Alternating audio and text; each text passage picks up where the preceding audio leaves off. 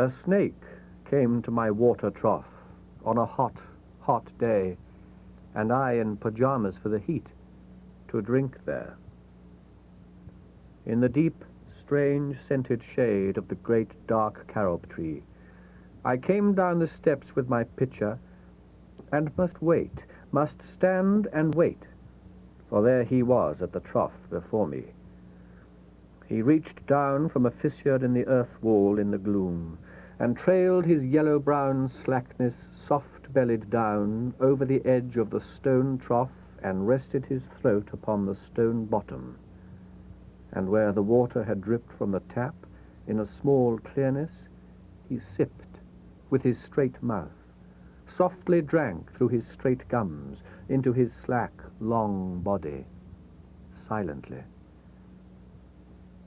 Someone was before me at my water trough, and I, like a second comer, waiting.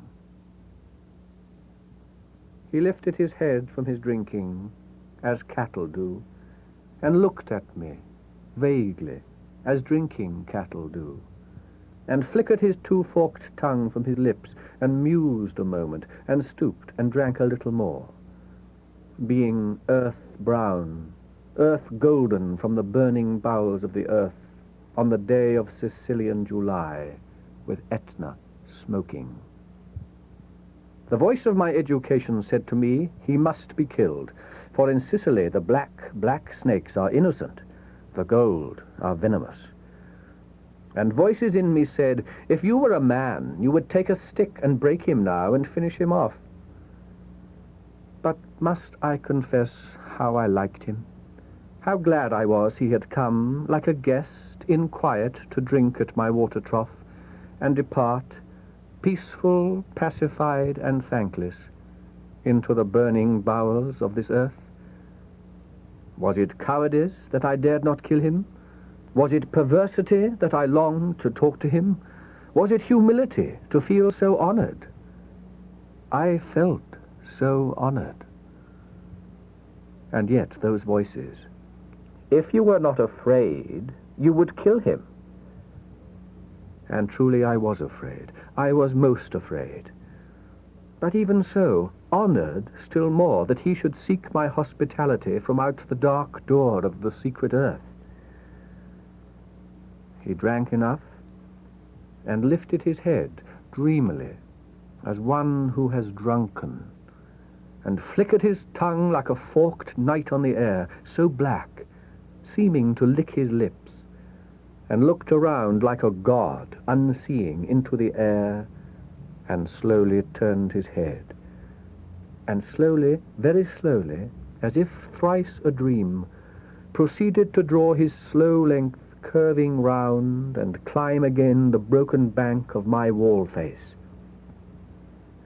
And as he put his head into that dreadful hole, and as he slowly drew up, snake easing his shoulders, and entered, farther, a sort of horror, a sort of protest against his withdrawing into that horrid black hole, deliberately going into the blackness and slowly drawing himself after, overcame me now his back was turned. I looked round. I put down my pitcher. I picked up a clumsy log and threw it at the water trough with a clatter.